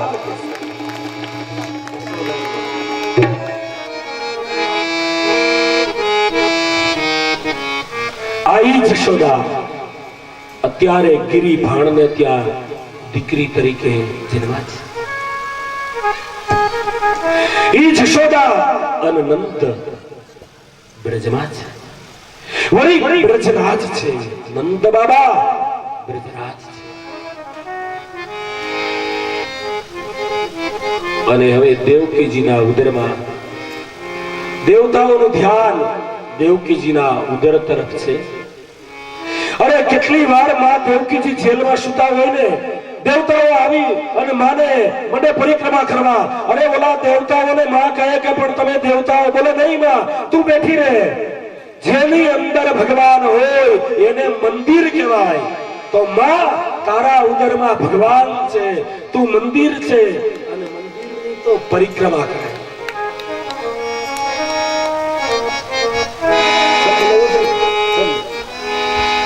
અને હવે ધીમે ધીમે કાર્તક મહિનો ગયો, માગસર મહિનો ગયો,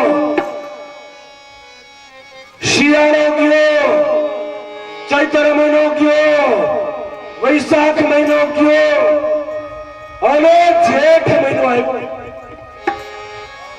અને જેઠ મહિનાની અંદર ભયાનક તાપ પડે, વાદળા ઘનઘોર થવા માંડ્યા અને હવે ધીમે ધીમે ધીમે ધીમે અષાઢ મહિનો શરૂ થયો છે. અને અષાઢ મહિનામાં આંબેલાની ધારે ઉપડાની ધારે વરસાદ વરસવા માંડ્યો છે. જલ હોય ત્યાં સ્થાન અને સ્થળ હોય ત્યાં જલ.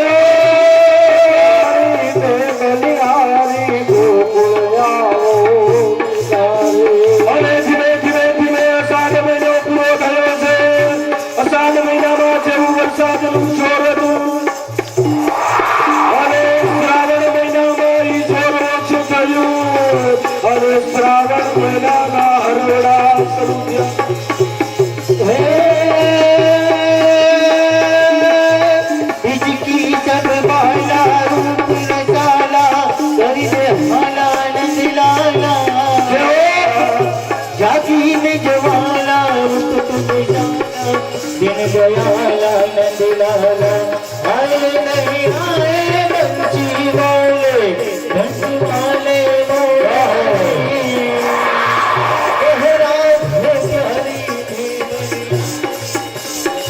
એક મિનિટ એ જી તાલી નો પડે લે આ મારા પર બારા કાકો દીધે એ જી તાલી નો પડે એ જી તાલી નો પડે એની બાજુમાં બેઠા હોય એના હક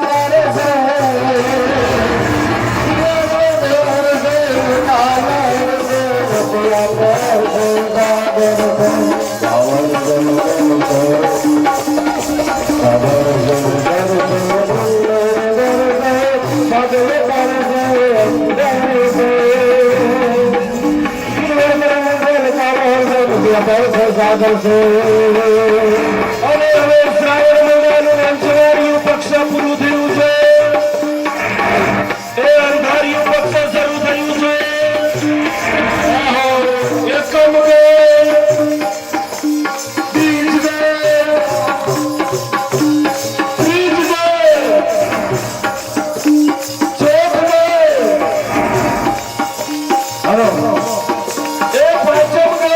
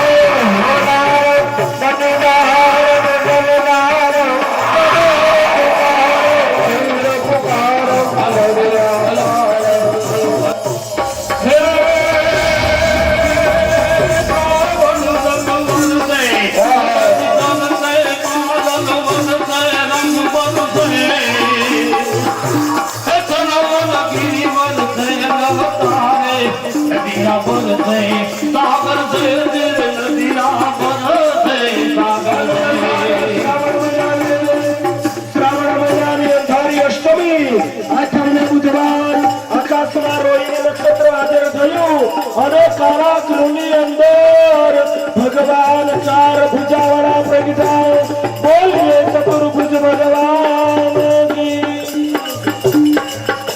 ચાર ભુજાવાળા ભગવાન પ્રગટાય વસુદેવજી અને દેવકીજી મૂંઝાઈ ગયા કે આ તો અમારો બાપ સંદેવ અમારો તો દીકરો જતો અને એ વખતે ભગવાને બાળકનું સ્વરૂપ ધારણ કર્યું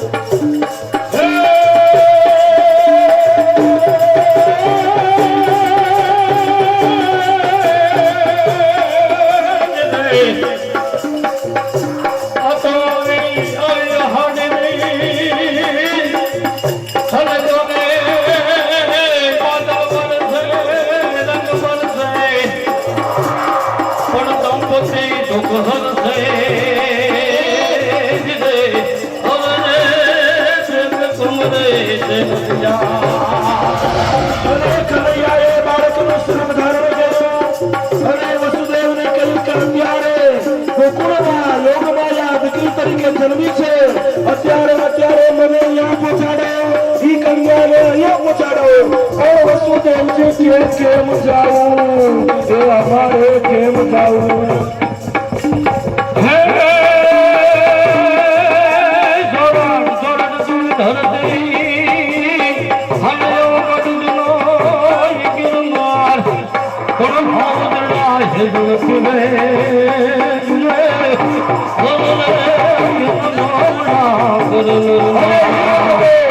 ભગવાને કહ્યું અત્યારે જાઓ, 12 વરસાદ વરસી રહ્યો છે, જેલના તાળા પણ જ્યાં બાપલામાં કનૈયાને લીધો, બ્રહ્મનો શબ્દ થયો અને જ્યાં બંધન તૂટી ગયા કારાગૃહમાંથી, તો ત્યાં પહોંચ્યા છે જ્યાં બહાર નીકળ્યા યમુનાજીને.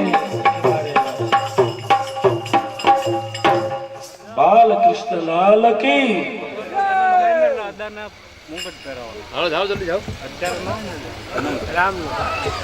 ભાઈ જગા એ જગદીશ, કઈ ભલે પ્રસંગમાં આવ્યા પણ શાંતિથી, એટલે બધાને પ્રસંગનો માહોલ માણવા પડે. ઓલું બધું અહીંયા તમારે સામે જોયા કરશે.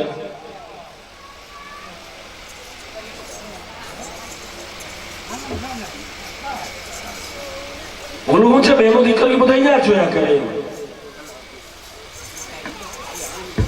બોલો બાલકૃષ્ણ લાલ કી. ટોપલાના નૈયાને વસુદેવજી ઠાકોરજીને પધરાવી.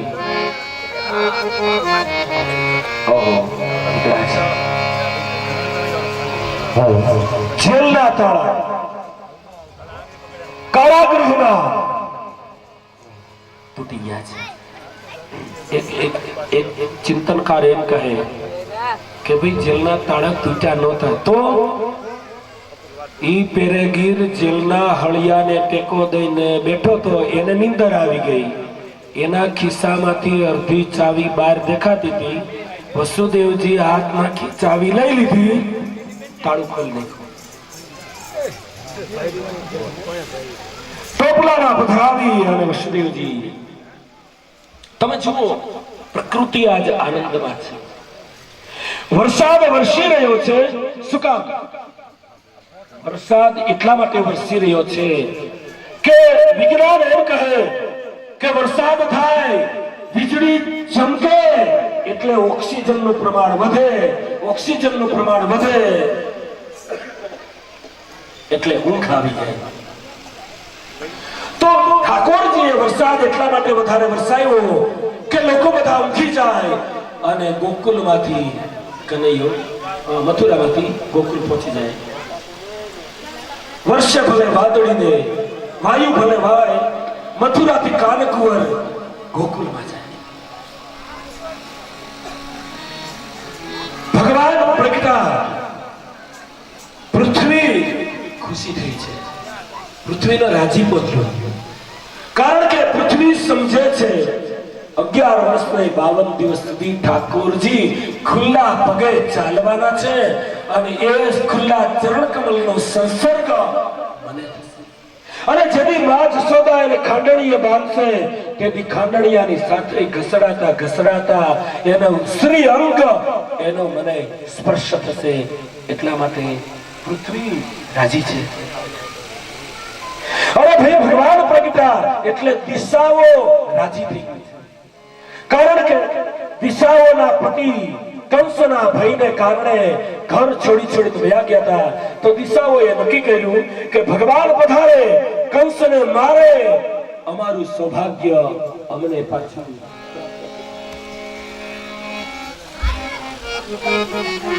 ટોપલો લઈને આવ્યા જમુનાજીમાં કિનારે. પાછળ શેષનાગ, છત્ર છાયા. કારણ કે ઠાકોરજીને વરસાદ ન લાગે, એ ભગવાનની સેવા માટે આવ્યા છે. પણ જમુનાજીએ જ્યાં જોયું કે વસુદેવજી અત્યારે ઠાકોરજીને લઈ અને સામે કિનારે જઈ રહ્યા છે તો જમનાજીમાં ઘેઘૂર પૂર આવ્યા અને એવી વિકરાળ જમનાજી બન્યા જોનારને ભય લાગ્યા કિનારાઓ તોડી અને જમનાજીના નીર હવે જમનાજી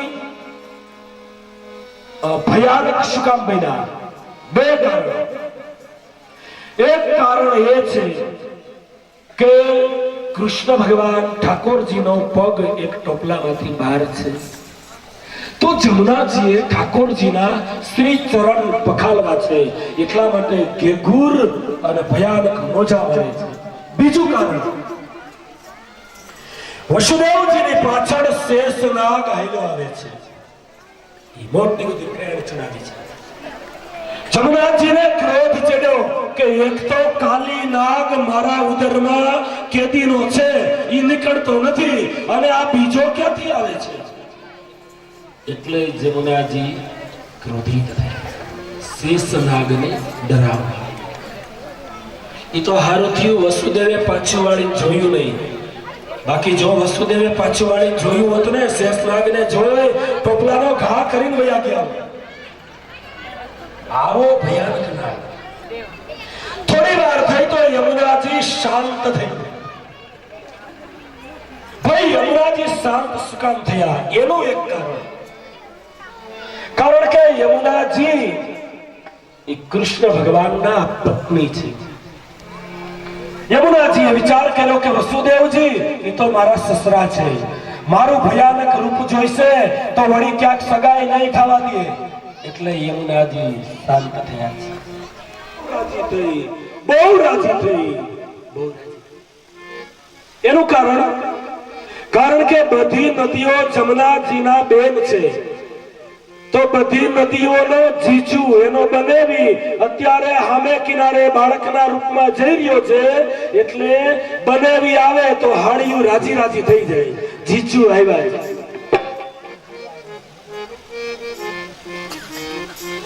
એટલે બધી નદીઓ પુલકિત થઈ છે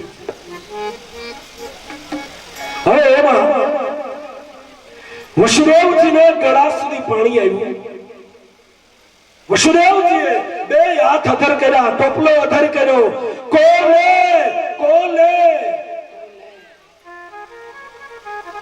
એ કોક લઈ લ્યો આ વ્રજ ભાષા છે કોક લઈ લ્યો અને અહીંયા જે ગામ બન્યું એનું ઈ ગામનું નામ કોલે છે કોલે તમે વ્રજ પરિક્રમામાં ગયા હશો તો ખબર હશે કોલે ગામ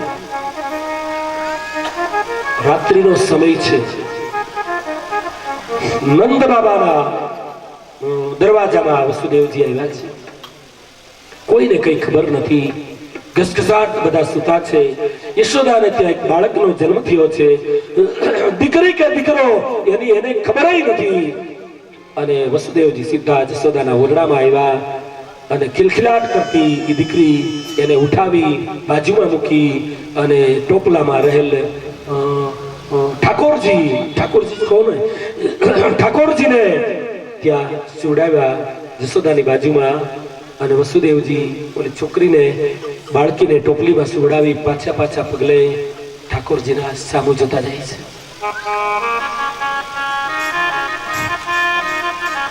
એક બાપ દીકરાને આવી રીતે છોડતી વખતે એની હૈયાની વેદના તો વસુદેવ જાણે બાપ એની હૈયાની એ દીકરીને સુવડાવી અને સડસડાટ પણ જેવો કનૈયો અહીંયા આવ્યો જશોદાના ઓરડામાં દીવો હતો ચાલુ દીવો એ ઓલવાઈ ગયો છે ભાઈ ઓલવાઈ શું કામ ગયો તો વિદ્વાનો એમ કહે કે હવે કુળ દીપક આવી ગયો હવે બીજા દીવાની જરૂર એટલે દીવો ઓલવાઈ ગયો વસુદેવજી આવ્યા આ કિનારે કારાગૃહમાં આવ્યા આપ મેળાએ જેલના તાળા બંધ થયા દીકરીના રડવાનો અવાજ સાંભળી પેરેગીરો જાગી ગયા કંસને જગાડ્યો બેરમાંથી તલવારને દૂર કરી અને કંસ દેવકીને વસુદેવને કારાગૃહમાં આવ્યો છે ત્યારે દેવકીજી રડી પડ્યા ભાઈને કહ્યું વીરા આ તારી ભાણેજડી છે, મારા આટલા દીકરા તે મારી નાખ્યા, પણ આ દીકરી છે આને રહેવા દે.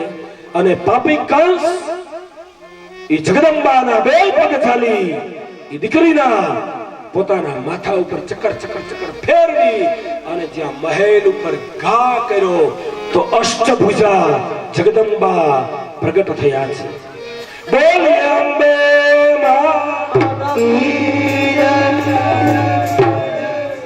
અરે જગદંબાએ કહ્યું કે અરે કંસ, નિર્દોષને મારીશ નહીં, તને મારનાર કોઈ બીજી જગ્યાએ પહોંચી ગયો છે. આટલું બોલતા ભગવતી ભુવનેશ્વરી અદ્રશ્ય થયા છે. કંસને પસ્તાવો થયો, વસુદેવ અને દેવકીજીની ક્ષમા માંગે છે. ભાઈ આટલો બધો પાપી છે, એની ક્ષમા માંગે તોય શું, ન માંગે તોય શું?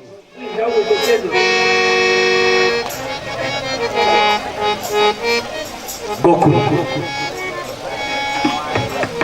વહેલી સવાર કનૈયાએ વિચાર કર્યો કે મારો જન્મ એવો ઉજવાવો જોઈએ, મારો બર્થડે એવો ઉજવાવો જોઈએ કે દુનિયામાં કોઈનો ન ઉજવાય.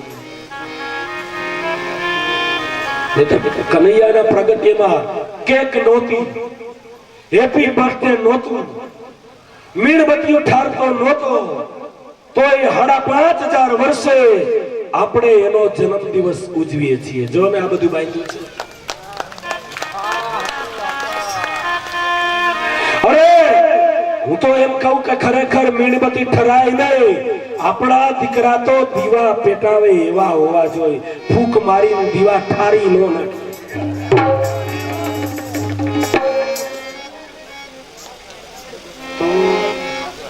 એક ગોવાળિયો સવારમાં નીકળ્યો, નાનો એવો ગોવાળિયો, એને કોઈ ઓળખો નહીં કે કોણ છે.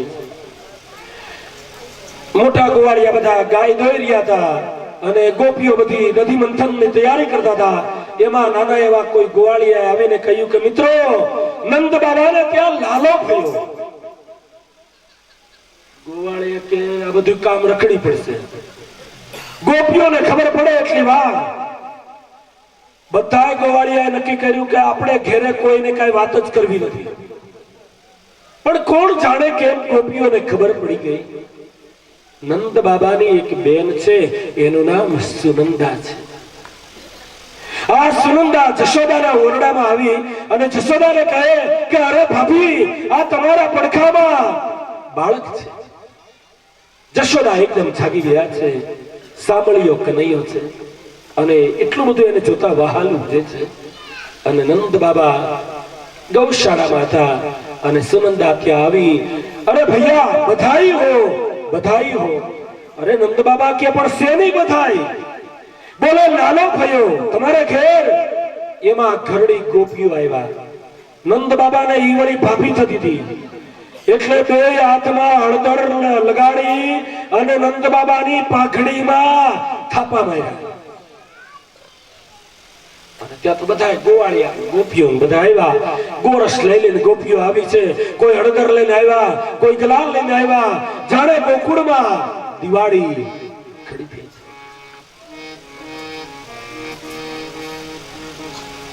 એમાં ઢાઢી અને ઢાઢણનો વેશ લઈ અને નાચતા નાચતા નંદ બાબાની પાસે આવે છે. ઓહો, ઈ ગોરસની રેલમ છેલમ મચી ગઈ, રેલમ છેલમ. એમાં એક ગોવાળિયો જુવાન માણસ નંદ બાબાની પાસે આવ્યો. નંદ બાબાએ વિચાર કર્યો કે ભાઈ આ બધા વસ્તુ ઉડાડે છે, આ બધી વસ્તુ ઉડાડે છે. અરે ભાઈ માંગો બધા, શું જોઈ છે? ગરીબો આવ્યા, તલના 7 પર્વતો દાનમાં આપ્યા. એક બ્રાહ્મણ આવ્યો, 1000 ગાય લઈને આવ્યો ગયો. એક ગોવાળિયો આવ્યો યુવાન.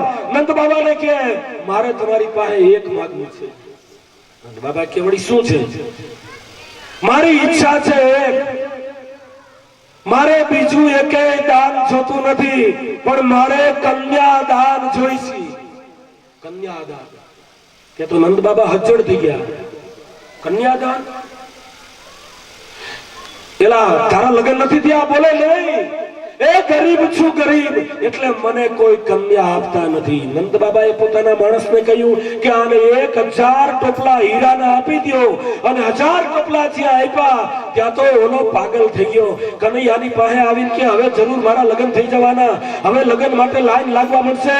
એ કનૈયા મારા એકવાર લગ્ન થાય, તારા 1000 વાર થાય, 1000 વાર. અને થયા.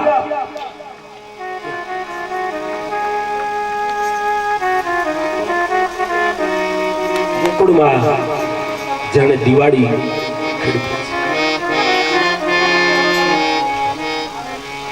હારે ગોકુલમાં